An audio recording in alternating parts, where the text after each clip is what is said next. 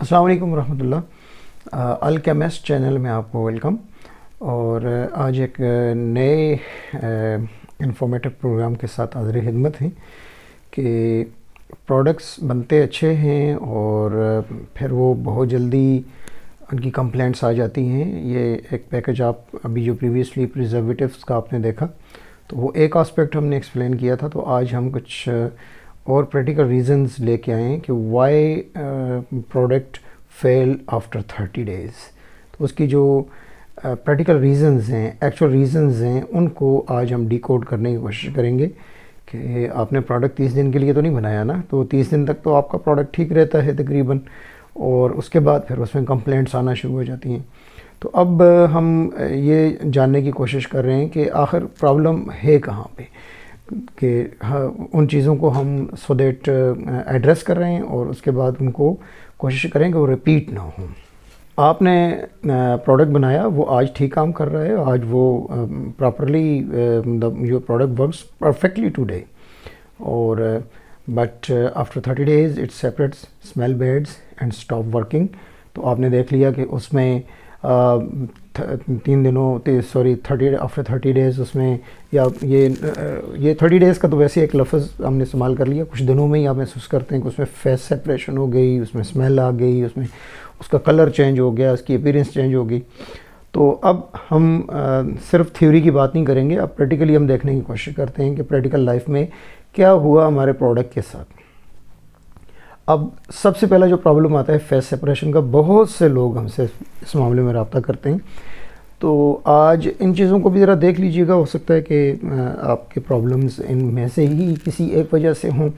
अक्सर ये होता है जी, हमने आपकी फॉर्मुलेशन फॉर एग्ज़ाम्पल चैनल से देखी और आपका प्रोडक्ट तो ठीक बना, लेकिन हमारा फेस सेपरेशन कैसे हो गया। अब देखें, रिमोटली आप लोग काम कर रहे हैं, तो उसमें जो चीज़ें हमने इस्तेमाल की हो सकता है आपने एग्जैक्टली वो चीज़ें ना इस्तेमाल की हों। बहुत सी चीज़ें ऐसी होती हैं जो वीडियो में पूरी एक्सप्लेन नहीं की जा सकती, वीडियो बहुत लंबी हो जाती है। तो एक बहुत कॉमन प्रॉब्लम है फेस सेपरेशन का। फेस सेपरेशन क्यों होती है, व्हाट हैपन्स। आपने देखा होगा कि लेयर फॉर्म्स और एक्टिव सेटल्स और प्रोडक्ट लुक्स स्पॉइल्ड। आप देखते हैं यार कि ये जो एक्टिव हमने चीज़ें डाली हुई हैं वो तो नीचे बैठ गई हुई हैं, और ऐसा लग रहा है कि प्रोडक्ट तो ख़राब हो गया हुआ है, डैमेज हो गया हुआ है, स्पॉइल हो गया हुआ है। अब उसकी रीज़न्स क्या हैं इसकी फेस सेपरेशंस की। और उसमें ये भी हो सकता है कि आप इनकम्पैटिबल सरफेक्टेंट्स मिला रहे हो। अब बहुत से सरफेक्टेंट्स ऐसे हैं जो एक दूसरे के साथ रिएक्शन करता है। आपने कैटायनिक सरफेक्टेंट्स भी डाल दिए हुए हैं, एनायनिक सरफेक्टेंट्स भी डाल दिए हुए हैं। कभी इस पर भी हम कोशिश कर लेंगे कि इनको भी एक्सप्लेन कर लें सरफेक्टेंट्स को, कि आपको फॉर एग्ज़ाम्पल इतनी आप बात समझ लें कि अगर आपने कैटायनिक यूज़ करने हैं तो उसके साथ ही आप एनायनिक यूज़ करेंगे, तो लाजिम बात है कि आप कैटायंस और एनायंस आपस में जब रिएक्शन करेंगे तो उन्होंने फेज आउट होना ही होना है, और वो फेज सेपरेशन इसी वजह से भी हो सकती है। तो पहला जो बेसिक चीज़ है वो आपने इन जो यानी कि मैच नहीं, मिस मैच है इसका, सरफेक्टेंट्स का मिस मैच। तो इस वक्त हम शायद इससे ज़्यादा लंबी बात ना कर सकें, इस पर फिर कभी कर लेंगे कि हमने आपको सिर्फ एक हिंट दे दिया कि अब आप फॉर एग्ज़ाम्पल अपनी फॉर्मुलेशंस में इस चीज़ को चेक कर लें कि आपने, और मैं आसान तरीका आपको बता देता हूँ। आप जो भी सरफेक्टेंट इस्तेमाल कर रहे हैं, सरफेक्टेंट का मतलब झाग पैदा करने के लिए कोई चीज़ है, तो वो क्या क्या चीज़ें होती हैं जो आप अपने फॉर एग्ज़ाम्पल शैम्पू में इस्तेमाल करते हैं, अपने डिश वॉश में इस्तेमाल करते हैं, जिससे आप चाहते हैं यार कि ये झाग हो, तो उसको सिंपल गूगल करें, गूगल में लिखें कि यार ये वाली चीज़ कैटायनिक है, एनायनिक है, नॉन आयोनिक है और व्हाटसोएवर। तो फिर आप डिसीजन करेंगे, आपके पास एक ब्लूप्रिंट आ जाएगा कि आपने जो सरफेक्टेंट्स फॉर एग्जांपल अपनी फॉर्मुलेशन में इस्तेमाल किए हैं तो किसी एक कैटेगरी में लाई कर रहे हैं या नहीं कर रहे। तो ये डिसीजन आप खुद भी कर सकते हैं। तो पहली चीज़ मोस्ट इम्पॉर्टेंट कि आपने इनकम्पैटिबल सरफेक्टेंट इस्तेमाल किए, रॉन्ग सॉल्युबलाइज़र आपने इस्तेमाल कर लिया। सॉल्युबलाइज़र वो भी सॉल्वेंट, अब ये पानी के अलावा भी हो सकते हैं। अब हर फॉर्मुलेशन के पॉइंट ऑफ व्यू से, अब वैक्सेस हैं वो किसी चीज़ में सॉल्युबलाइज होंगी, पानी में नहीं होंगी। आपने गलत कोई चीज़ जो है वो उसकी सिलेक्शन कर ली, और अब वो चीज़ें लाजिम बात है वो जो है वो उस वक्त तो आपने हीटिंग की पोजीशन में जो एक लेवल था उस वक्त आपको तो वो ऐसा लगा कि वो चीज़ें डिज़ाल्व हो गई हैं, बाद में वो चीज़ें फेज़ आउट हो जाती हैं, सेपरेट आउट हो जाती हैं, सॉल्युलाइज़र आपने गलत इस्तेमाल किया। और उसके बाद आपने इलेक्ट्रोलाइट बैलेंस जो है वो ज़्यादा आपने उसको मैटर नहीं किया कि यार कि फॉर एग्ज़ाम्पल आपने कोई ऐसी फार्मूलेशंस हैं जिसके अंदर आपने सोडियम बेस्ड कोई चीज़ डाली हुई है, पोटासियम बेस्ड कोई चीज़ डाली हुई है, फॉर एग्ज़ाम्पल कास्टिक भी आपने उसके अंदर ऐड करना है, तो उसका भी एक बैलेंस आप जब तक नहीं करेंगे कुछ चीज़ें एक्स्ट्रा इस्तेमाल हो जाएंगी। नमक ज़्यादा आपने डाल दिया, सिंपल सी बात कर लेता हूँ, नमक आपने ज़्यादा डाल दिया तो लाजिम बात है कि उससे सोडियम अब ज़्यादा हो गया, क्लोराइड ज़्यादा हो गए, इलेक्ट्रोलाइट बैलेंस आउट हो गया, तो उसने क्या किया, उसने फिर या वो उसने पतला कर दिया या उसने उसकी फेज़ आउट हो गया वो। उसके बाद बहुत इम्पॉर्टेंट चीज़ जो मैं समझता हूँ कि फेज़ सेपरेशंस में हमें आती है वो है टेम्परेचर स्ट्रेस इग्नोर्ड, कि वो हीट कर रहे हैं तो बस हीट कर रहे हैं और नेकेड फ्लेम पे हीट कर रहे हैं, वैक्सेस को नेकेड फ्लेम पे हीट कर रहे हैं ना, इसको डबल जैकेट बॉयलर जो है उस प्रिंसिपल से आपने इसको हीट करना है। तो मैंने अर्ज़ किया कि हम चूँकि बहुत सी चीज़ों को सिर्फ इशारा कर सकेंगे वरना हमारा ये प्रोग्राम बहुत लंबा हो जाएगा।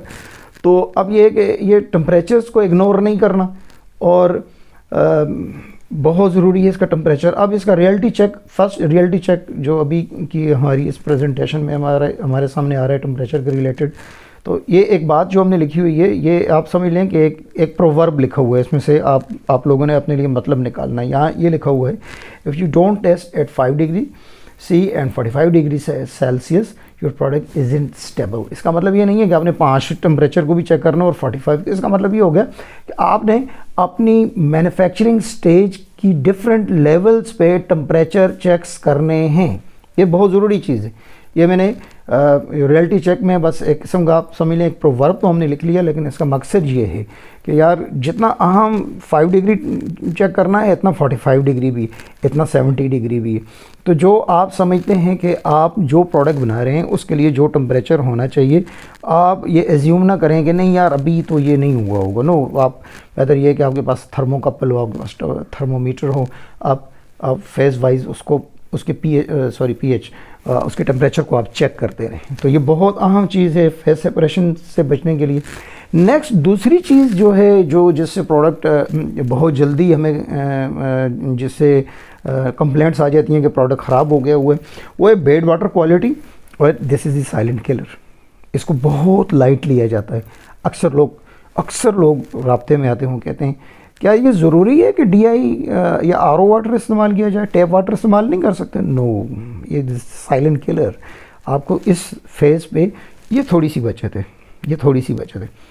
अब कॉमन मिस्टेक ये होती है कि हम बोर वाटर यूज़ करते हैं, टैप वाटर यूज़ करते हैं, टैंकर वाटर यूज़ करते हैं और हम ये समझते हैं पी सकते हैं, तो इसका मतलब कॉस्मेटिक के किसी प्रोडक्ट में हम इसको डाल भी सकते हैं। नो, ऐसा नहीं है। आप ये गलती बिल्कुल भी ना कीजिएगा। अब इससे होगा क्या,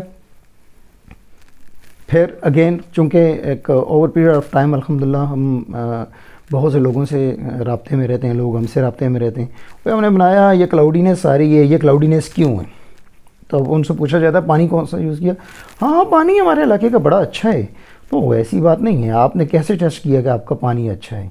जो हम पी सकते हैं तो हम समझते हैं कि क्या वो कॉस्मेटिक के किसी प्रोडक्ट में भी इस्तेमाल हो सकता है, फ्लोर क्लीनर्स में भी इस्तेमाल हो सकता है। नो, तो क्लाउडीनेस आ जाएगी, कलर चेंज हो जाएगा और फ्रेगरेंस जो आप डाल रहे हैं वो ब्रेक डाउन हो जाएगी। आप महसूस करेंगे। अब नेक्स्ट हमारी इस प्रेजेंटेशन में नेक्स्ट भी आ रहा है कि यार वो जो फ्रेगनेंस जब थी तो उसकी तो और खुशबू थी, प्रोडक्ट के अंदर गई तो उसने एक अजीब सा उसने फ्रेगनेंस, अजीब सी स्मेल देना शुरू कर दी। और उसके बाद आपने अगर पानी ठीक इस्तेमाल नहीं किया तो जो आपने प्रिजर्वेटिव डाला हुआ है, अभी चूँकि प्रिजर्वेटिव की आप लोग वीडियो भी रिसेंटली देख चुके हैं, अगर जिन्होंने नहीं देखी तो अल्केमिस्ट हमारे चैनल पे आप जाके देख भी सकते हैं। प्रिजर्वेटिव की वीडियो रिसेंटली अपलोड हुई है। तो अब प्रिजर्वेटिव फेलियर, तो ये भी कहा जाता है जी हमने प्रिजर्वेटिव भी डाल दिया है, प्रोडक्ट फिर भी स्मेल कर रहा है, फेस सेपरेशन हो रही है। ओ बाबा, आपने पानी गलत इस्तेमाल किया है। तो पानी कौन सा इस्तेमाल करना है? ट्रूथ क्या है? 80% stability problem start with bad water. आपने अप्रोप्रिएट वाटर इस्तेमाल नहीं किया। You have to use RO DM water. RO का वाटर इस्तेमाल करें या डिमिनरलाइज्ड वाटर इस्तेमाल करें जो डिस्टिल्ड वाटर मिल जाता है वो इस्तेमाल करें। उसके साथ आपने बहुत ज़रूरी है कि कीलेटर जो है वो, कीलेशन क्या चीज़ है भी एक डिफरेंट टॉपिक है, उसमें ईडीटी है, कीलेटर के तौर पे इस्तेमाल करें। आप सिर्फ ये समझ लें कि कीलेटर क्या है, उसने पानी की हार्डनेस को माइल्डली चेंज करना होता है। आप आरओ वाटर इस्तेमाल करें, आप डीएम, आप डिस्टिल्ड वाटर, उसके साथ कीलेटर भी इस्तेमाल करें, ईडीटीए का इस्तेमाल पानी में रखें। आपका वाटर रिलेटेड जितने प्रॉब्लम्स हैं वो हल हो जाएंगे। तीसरी चीज़ जो प्रोडक्ट फेलियर में आती है, जो प्रोडक्ट को कंप्लेंट्स लेके आती है, वो है रॉन्ग पीएच।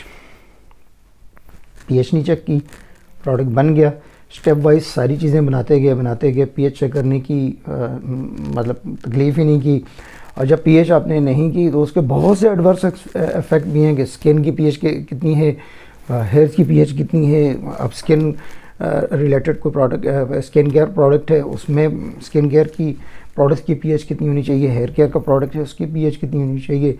आप कमर्शियल यूज़ के कोई केमिकल्स, क्लीनिंग केमिकल्स बना रहे हैं, वो किस पे इफ़ेक्टिव हैं, किस पीएच पे, किस पे नहीं है, तो ये बहुत जानना ज़रूरी है। तो पीएच को चेक करना बहुत ज़रूरी है। वाई पीएच मैटर्स के प्रिजर्वेटिव स्टॉप वर्किंग, ये आई अगेन सजेस्ट कि मेरी वीडियो ज़रूर देखें प्रिजर्वेटिव वाली, उसमें हमने बताया हुआ है किस पीएच रेंज में प्रिजर्वेटिव ने काम करना है। अब पीएच कंट्रोल चेक नहीं की हुई और प्रिजर्वेटिव भी डाल दिया हुआ, अब वो काम ही नहीं करेगा तो स्पॉइल हो जाएगा प्रोडक्ट आपका। और सरफेक्टेंट्स लूज़ एफिशिएंसी, अब जितनी सरफेक्टेंट्स ने जिस पीएच रेंज में काम करना है, आप उसको बहुत अल्कलाइन पे ले गए हैं तब भी उसने काम छोड़ देना है, बहुत एसिडिक पे ले गए हैं तब भी उसने काम छोड़ देना है। और एक्टिव डिग्रेड हो जाएंगे जितने आपने उसके अंदर एक्टिव्स डाले हुए हैं। फॉर एग्जांपल मैं बात कर लेता हूँ, आपने वाइटनिंग क्रीम डाली है, उसके अंदर आपने वाइटनिंग क्रीम के इतने महंगे एक्टिव्स आपने डाले हुए हैं और आपने पीएच चेक नहीं की तो वो डिग्रेड हो जाएंगे, काम ही नहीं करेंगे, वो रिज़ल्ट ही आपको नहीं मिलेगा। अब टिपिकल एरर्स क्या हैं कि पीएच मीटर कोई नहीं है हमारे पास और गेस कर रहे हैं कि स्टेप्स के साथ बस काम चल जाएगा हमारा, और उसके बाद हमने कोई फुल मिक्सिंग से पहले कोई उसकी एडजस्टमेंट नहीं की। फुल मिक्सिंग से पहले पीएच को चेक करें, उसकी एडजस्टमेंट करें, तो इससे आप अपने पीएच के रिलेटेड जितने मसाइल हैं उससे निकल जाएंगे। रूल इसमें यह है, पीएच इज़ नॉट डेकोरेशन, ये कोई डेकोरेशन आइटम नहीं है, इट्स कंट्रोल। कि आप बेसिकली इसको आप समझ रहे हैं कि तज़ीनो आराइश के लिए कोई चीज़ है, होगी तो होगी, नहीं होगी तो कोई ज़रूरत नहीं, ये कंट्रोल है। यानी कि किसी प्रोडक्ट का कंट्रोल अगर ठीक नहीं होगा, कंट्रोल लिमिट्स ठीक नहीं होंगी तो प्रोडक्ट आपका परफॉर्म नहीं करेगा। तो पीएच एक मेन पिलर है प्रोडक्ट की क्वालिटी में। चौथा है नो प्रिजर्वेटिव और रॉन्ग वन। अगेन इस प्रेजेंटेशन में चीज़ रिपीट हो रही है कि आपको प्रीवियस वाली वीडियो देख लेनी चाहिए। मिथ ये है कि chemical products don't need preservative, ये मिथ हम पिछली भी वीडियो में क्लियर कर चुके हुए हैं। रियलिटी क्या है? मिथ तो ये है कि किसी केमिकल प्रोडक्ट के अंदर जी कोई ज़रूरत ही नहीं होती, और रियलिटी ये है कि जब आप पानी इस्तेमाल करते हैं तो उसमें कुछ ना कुछ न्यूट्रिएंट्स हैं, वो न्यूट्रिएंट्स माइक्रोब्स को वहाँ जन्म देंगे, माइक्रोब्स उसके अंदर ज़रूर आ जाएंगे कि वो फॉर्मुलेशन जिसमें आपने पानी इस्तेमाल किया हुआ है तो उसके अंदर ज़रूर बज़रूर आपको ना प्रिजर्वेटिव्स जो हैं वो डालने पड़ेंगे। और इवन बाज़ का एसिडिक और अल्कलाइन प्रोडक्ट्स जो हैं उनके अंदर भी माइक्रोब्स जो हैं वो ग्रो कर जाते हैं। कॉमन फेलियर तो ये आपने अंडर डोजिंग कर ली प्रिजर्वेटिव्स की, जैसे जिस प्रिजर्वेटिव ने जितना परफॉर्म जिस परसेंटेज लेवल पे करना है उतना आपने नहीं डाला हुआ, पीएच रेंज आपने लॉन्ग उसके रॉन्ग सेलेक्ट की हुई है, और उसके बाद प्रिजर्वेटिव इनकम्पैटिबल आपने डाला हुआ है जो जिसमें काम ही नहीं करेगा। वैक्सेस हैं उनके लिए अलग है, और शैम्पूज़ हैं उसके लिए फॉर एग्जांपल अलग है, क्रीम्स हैं उनके लिए अलग है। तो आपको उस रिलेटेड जो डिसीजन है वो ठीक से करना चाहिए। हार्ड ट्रूथ इसमें यह है कि प्रोडक्ट आपका गारंटीड फेल होगा अगर आप प्रिजर्वेटिव नहीं डालेंगे। पांचवा जो फैक्टर है जो प्रोडक्ट के फेलियर में वजह बनेगा वो चीप फ्रेगरेंस है। अब आपने सारी चीज़ें ख़रीद ली हुई हैं, फ्रेगरेंस में जाके आपने बचत करनी है। ठीक है, आपने जो कहते हैं कि बिज़नेस के अंदर असल चीज़ जो बचत है वो आपकी परचेज़ में होती है, लेकिन परचेज़ में आपको चीज़ें अप्रोप्रिएट ख़रीदनी है। सस्ती और लो क्वालिटी का फ्रेगरेंस आप इस्तेमाल करेंगे वो इतना सा डलेगा और वो इतने बड़े प्रोडक्ट को ख़राब कर देगा। वो वाई फ्रेगरेंस किल्स प्रोडक्ट्स, वही बात है कि आपने पीएच को जो वो नॉट पीएच स्टेबल, तो आपने फ्रेगरेंस ऐसा इस्तेमाल कर लिया, वो जिस पीएच रेंज में आपका प्रोडक्ट है उसके साथ ही आपका फ्रेगरेंस काम नहीं कर रहा। तो एक तो फ्रेगरेंस जहाँ से लें उनको आप बता दें कि आपके फ्रेगरेंस का पीएच किस रेंज के अंदर काम करता है, सो दैट आपको ये इशू ना आए। और उसके बाद सरफेक्टेंट्स में उसकी को रिएक्शन ना हो जाए और जल्दी ऑक्सीडाइज ना हो जाए, और वही सिम्टम्स हैं, बैड स्मेल आएगी, कुछ हफ्तों के बाद कलर चेंज हो जाएगा उससे, और फेस सेपरेशन प्रोडक्ट के अंदर हो जाएगी।